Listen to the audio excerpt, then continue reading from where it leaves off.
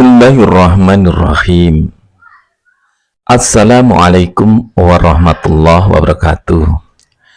Sahabat Masjid Darul Makmur, ketika bulan Dzulhijjah mulai kita masuki, maka umat Islam mulai memperbarui dan menguatkan niat untuk amalan-amalan bulan Dzulhijjah. Tentu saja warga Muslim Cipondo Makmur tidak mau ketinggalan, karena amalan-amalan bulan Dzulhijjah dari awal hingga hari tasyrik penuh dengan perjuangan, namun besar pahalanya. Tidak ada hari-hari yang amal soleh padanya lebih dicintai oleh Allah daripada hari-hari ini. Para sahabat bertanya, tidak juga jihad di jalan Allah? Rasulullah menjawab, tidak juga jihad di jalan Allah kecuali orang yang berangkat dengan jiwa dan hartanya lalu tidak kembali dengan sesuatu apapun. Hadis riwayat Bukhari. Tidak ada hari-hari yang amal solehnya lebih dicintai oleh Allah daripada hari ini. Adalah amalan-amalan yang besar dan yang berkesinambungan. Rentetan amal yang berkesinambungan mulai dari tanggal 1 sampai tanggal 12 Dzulhijjah atau pada hari tasyrik. Tanggal 1 sampai tanggal 7 adalah puasa sunnah, tanggal 8 adalah puasa sunnah tarwiyah, dan tanggal 9 adalah puasa Arafah. Tanggal 10 kita melaksanakan sholat Idul Adha sekaligus melaksanakan pemotongan kurban. Tanggal 11 dan 12 bagian daripada hari tasyrik, dimungkinkan orang bisa melaksanakan pemotongan hewan kurban. Sahabat Masjid Darul Makmur, 10 hari pertama bulan Dzulhijjah adalah waktu yang sangat dicintai Allah untuk amal saleh. Puasa tanggal 1 sampai 9 Dzulhijjah mendapatkan pahala ibadah yang nilainya dilipat gandakan. Sebagaimana hadis Nabi, setiap amalan kebaikan yang dilakukan manusia akan dilipat gandakan dengan 10 kebaikan yang semisal hingga 700 kali lipat.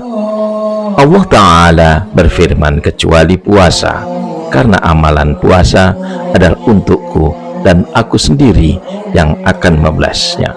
Hadis riwayat Muslim. Sahabat Masjid Darul Makmur, rangkaian bulan Dzulhijjah, tepatnya adalah tanggal 10 Dzulhijjah, adalah puncak rangkaian kegiatan berupa pelaksanaan salat Idul Adha dan penyembelihan hewan kurban. Apa sih pahalanya salat Idul Adha? Yang pertama adalah pahala berlipat ganda. Setiap langkah menuju tempat salat dan amalan yang ikhlas bernilai pahala yang sangat besar di sisi Allah Subhanahu wa Ta'ala. Yang kedua adalah penyempurna ibadah dan penghapus dosa. Salat ini menjadi penyempurna rangkaian ibadah pada bulan Dzulhijjah, serta dapat menghapus dosa-dosa kecil untuk tahun yang lalu dan yang akan datang. Tentu ketentuan ini jika digabungkan dengan puasa Arafah. Yang ketiga adalah meneladani Rasulullah SAW mengerjakan sholat Idul Adha adalah sunnah yang sangat dianjurkan. Yang keempat, mempererat ukhuwah Islamiyah. Pelaksanaan secara berjamaah di lapangan atau di masjid memperkuat tali persaudaraan dan solidaritas antar sesama umat Islam. Dan yang kelima adalah menumbuhkan sikap ikhlas. Momentum ini mengajarkan ketundukan total dan keikhlasan dalam berkorban serta menjalankan perintah Allah. Apa pahala orang berkorban? Sahabat Masjid Darul Makmur, pahala berkorban adalah sangat luar biasa di sisi Allah Subhanahu wa Ta'ala. Setiap helai bulu hewan kurban bernilai satu kebaikan, pengampunan dosa dan peningkatan derajat di sisi Allah Subhanahu wa Ta'ala. Darah hewan kurban yang disembelih bahkan diterima di sisi Allah sebelum jatuh ke tanah, dan kelak hewan kurban tersebut akan menjadi saksi serta kendaraan amal di hari kiamat. Sahabat Masjid Darul Makmur, yang saat itu tidak ada kendaraan lagi kecuali amalan hewan kurban, karena saat itu hanya amalan-amalan yang terbaik bisa diwujudkan dalam keadaan yang nyata.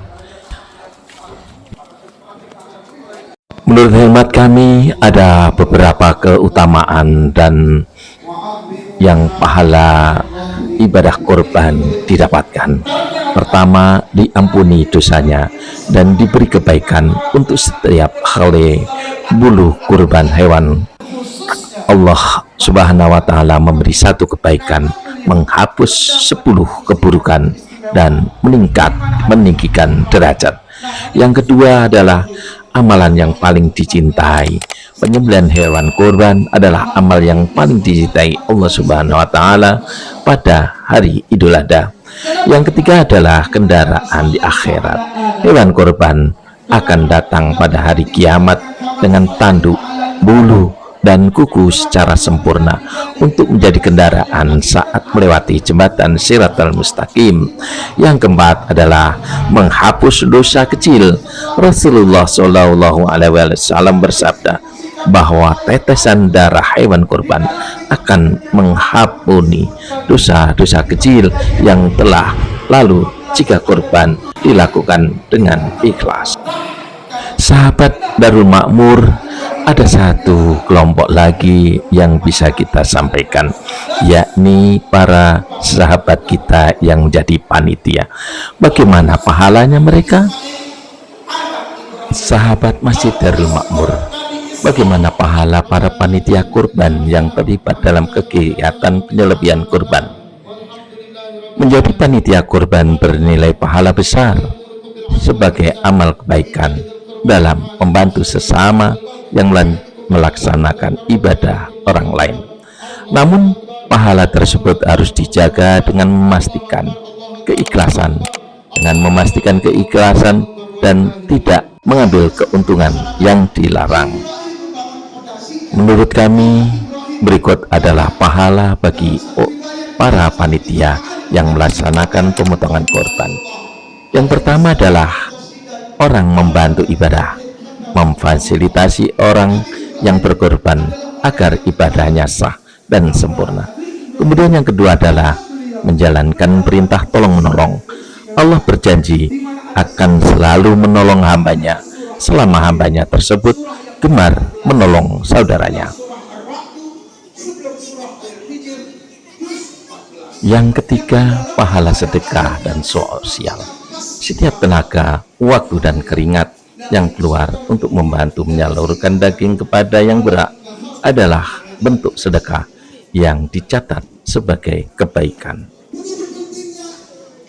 Sahabat, hari terus berganti, bulan terus berganti, dan akhirnya tahun akan bertemu ke bulan Dzulhijjah yang akan datang dan yang akan datang. Mari tebar berkah bersama meraih pahala kurban.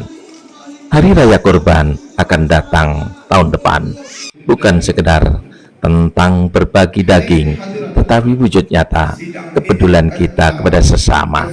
Bagi yang memiliki keleluasan rezeki, maka sempurnakanlah ibadah itu dengan menunaikan kurban terbaik. Setiap tetes darah hewan kurban dan setiap helai bulu adalah kebaikan di sisi Allah Subhanahu wa Ta'ala. Bagi para panitia, bahwa menjadi panitia kurban itu seru, lelah, tetapi sangat membahagiakan. Kenapa kita harus bergabung dengan panitia kurban? Pertama adalah dapat pahala berlipat ganda karena membantu melancarkan ibadah orang lain, mendapatkan ilmu praktek seputar penyembelihan dan pengelolaan hewan kurban, dan kemudian mempererat kebersamaan dan ajang silaturahim antar warga. Wallahu alam bisawab.